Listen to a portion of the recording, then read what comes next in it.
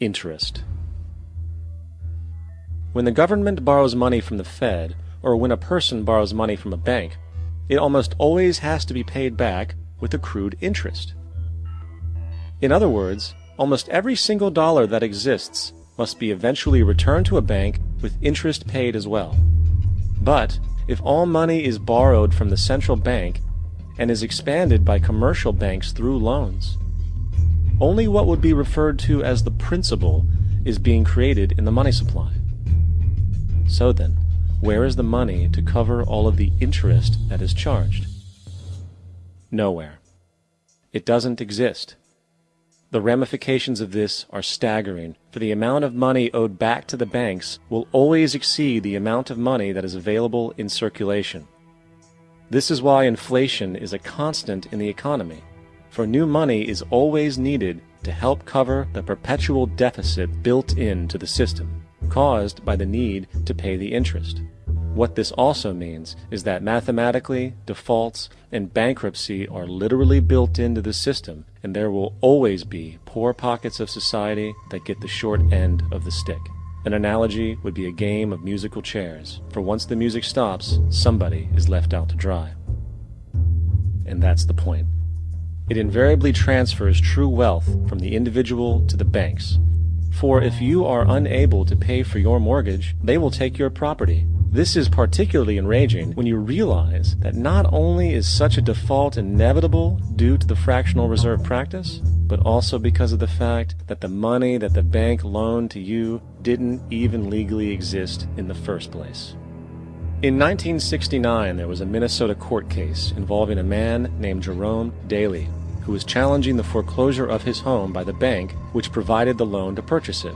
His argument was that the mortgage contract required both parties, being he and the bank, each put up a legitimate form of property for the exchange.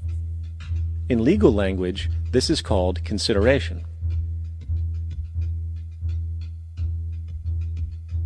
Mr. Daly explained that the money was, in fact, not the property of the bank, for it was created out of nothing as soon as the loan agreement was signed. Remember what modern money mechanics stated about loans? What they do when they make loans is to accept promissory notes in exchange for credits. Reserves are unchanged by the loan transactions, but deposit credits constitute new additions to the total deposits of the banking system.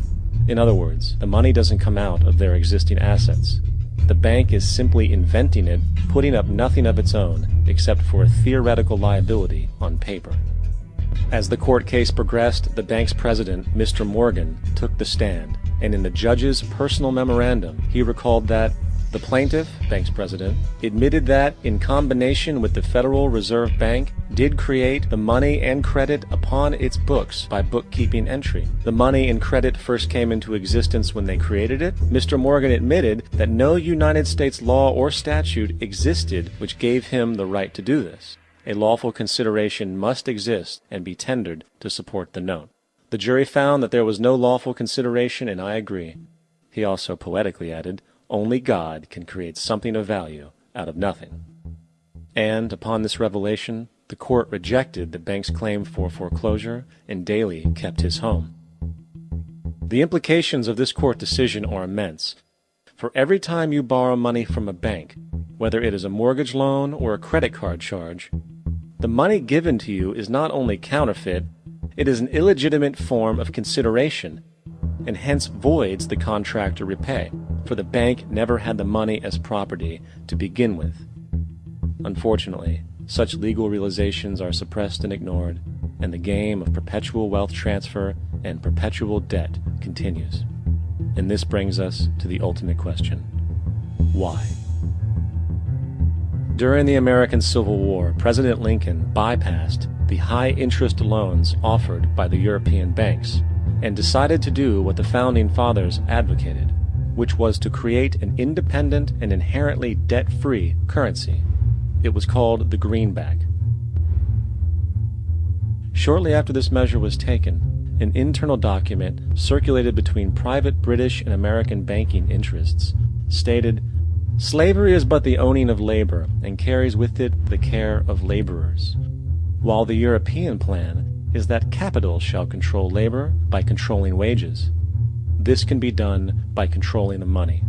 It will not do to allow the greenback, as we cannot control that.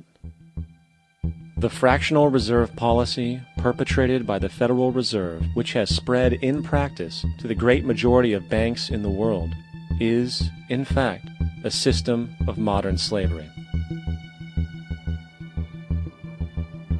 Think about it. Money is created out of debt. And what do people do when they are in debt? They submit to employment to pay it off.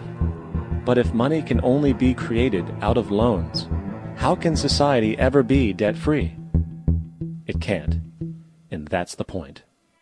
And it is the fear of losing assets coupled with the struggle to keep up with the perpetual debt and inflation inherent in the system, compounded by the inescapable scarcity within the money supply itself, created by the interest that can never be repaid, that keeps the wage slave in line, running on the hamster wheel with millions of others, in effect powering an empire that truly benefits only the elite at the top of the pyramid.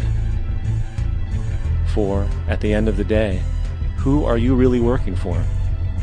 The banks. Money is created in a bank and invariably ends up in a bank. They are the true masters, along with the corporations and governments they support.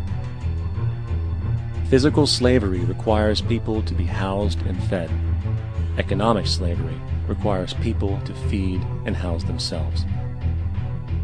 It is one of the most ingenious scams for social manipulation ever created, and at its core, it is an invisible war against the population.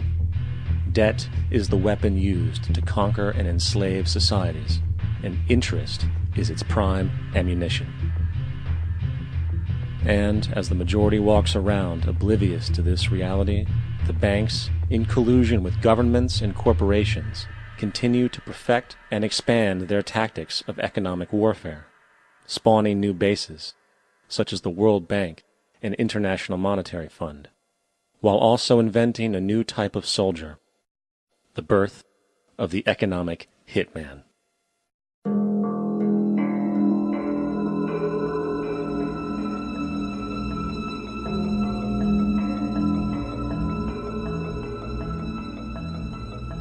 We economic hitmen really have been the ones responsible for creating this first truly global empire.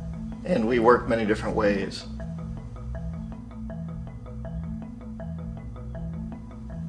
But perhaps the most common is that we will identify a country that has resources our corporations covet, like oil, and then arrange a huge loan to that country from the World Bank or one of its sister organizations.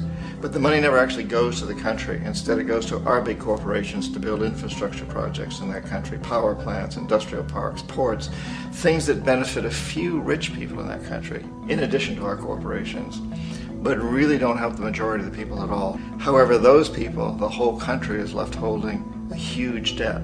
It's such a big debt they can't repay it, and that's part of the plan, that they can't repay it. And so at some point, we economic hitmen go back to them and say, listen, you owe us a lot of money, can't pay your debts, so sell your oil real cheap to our oil companies. Allow us to build a military base in your country, or send troops in support of ours to someplace in the world like Iraq, or vote with us on the next UN